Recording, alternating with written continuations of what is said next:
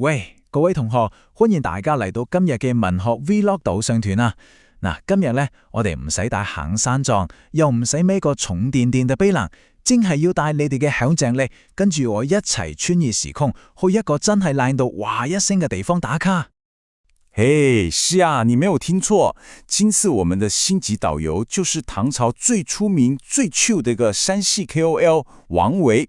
我們會跟到11時，去他在終南山下那間輞川別墅，看看他怎麼樣享受一個落完雨、超舒服的秋天黃昏。準備好了未啊？Let's go！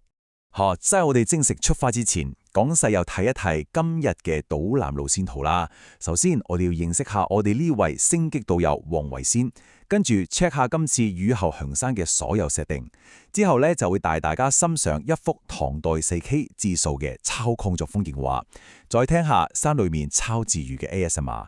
到最後，我哋仲要拆解埋王維會點解玩到唔想翻屋企嘅秘密嘅。嗱，聽落係先咪好豐富先。好，第一站咯，我哋就要自紹翻今次嘅主角王維。嗱，佢喺唐代詩壇嘅地位可以話係超遠噶，仲有一個好勁嘅稱號啊，叫做詩火。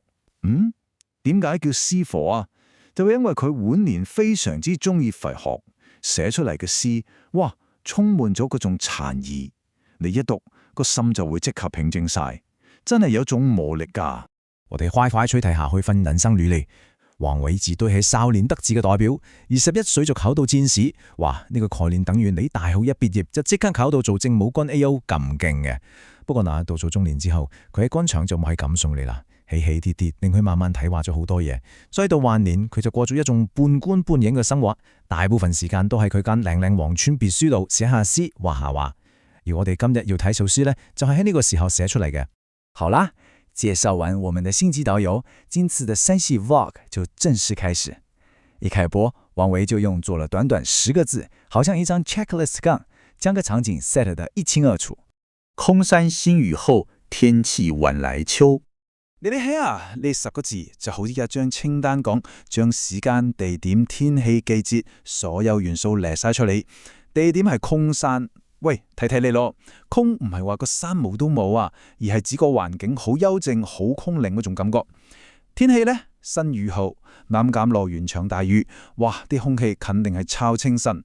時間係晚，即係黃昏時候，而季節就係秋，有啲涼浸浸嘅感覺。齋聽係咪覺得好舒服、好 relax 呢？好啦，家境 set 好晒之後，王維就領出係最水家嘅絕活啦，詩中有畫。佢又用文字畫一幅4K 超高更嘅風景畫俾我哋睇，準備好你哋睇下未啊？明月松間照，清泉石上流。嚟啦，呢兩句啦就完美展示咗王維嘅構圖功力有幾深厚。你想象下，佢就好似一個攝影大師咁，首先將個鏡頭 pan 上天，影住個月光穿過松樹啲沙隙咁照落嚟。呢個畫面係靜態為主嘅，跟住呢，鏡頭一轉，再 pan 翻落地，影住清澈嘅泉水喺石頭上邊層層咁流過，呢個就係動態嘅畫面啦。你甚至可以想象到嗰種匆匆嘅流水聲，有靜有動，有上有下，成幅畫即刻立體晒。哇！呢種寫法真係好犀利，難怪之後嘅大文豪蘇軾都忍唔住要寫翻句好評，激讚王維啲詩係詩中有畫。而頭先呢兩句絕對係教科書級數嘅華美示範。好，先生畫幅靚畫之後呢，王維終於俾啲 sound effect 我哋聽下，佢要示範一個更高階嘅寫作技巧，叫做以動寫靜。就好似我哋而家好興嘅 ASMR 咁，喺一個極度安靜嘅環境裏面，就算係好細微嘅聲，都會變得好立體、好清楚。好，大家試下帶入下王維嘅角色先。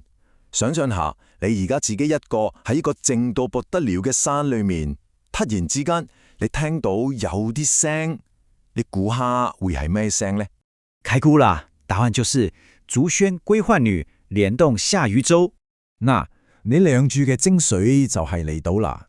竹喧意思係竹林傳來一陣人聲，原來係一班洗完衫嘅女仔，嘻嘻哈哈咁肯翻到屋企。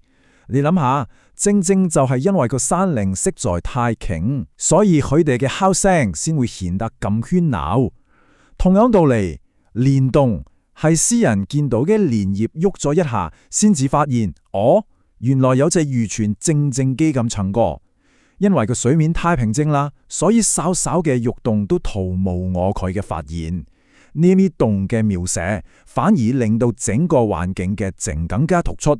呢招堅持其勁嘅。仲有啊，呢兩句仲用咗一個好高明嘅手法，叫做倒裝句。佢唔識寫宦女歸兒族孫，而係寫族孫歸宦女。點解咁寫啊？因為呢個算係完全符合我哋感知事物嘅過程。我哋係先聽到聲，即係族孫，然後先會望過去睇下發生咩事。哦，先見到原來係啲女仔翻屋企，即係歸宦女。咁樣寫係咪好自然，好有現場感呢？好啦，睇完景，聽完聲，嚟到我哋旅程嘅尾聲啦。王維終於要講出係嘅真心話，究竟係咩啊？令到佢咁流連忘返，完全唔想翻屋企呢？雖宜春芳歇，王孫自可留。咦，呢句嘢好似有啲奇怪喎。春芳歇嘛，即係春天啲靚花都謝晒啦。咁點解王維反而話自可留喎，仲想留低嘅呢？其實呢，你嚟這度佢用咗一個典故，喺好耐之前嘅廚師裏面，王孫係指啲貴族子弟。原文嘅意思係叫啲王孫啊，快啲嚟翻屋企啦，山裏面好危險噶，唔好易留太耐噶。但是王維就來一個神操作，他竟然將個典故反轉來用。他個潛台詞就是：我理得你春天裏花謝曬着，內度的秋天景色一樣剛正，不知幾舒服。你們叫我走，我偏不走，我仲想留那一點天啊，是不是很有性格呢？就係透過呢個反用典故，王維就用一種好嚴肅但又好堅定嘅方式表達咗佢嘅心法。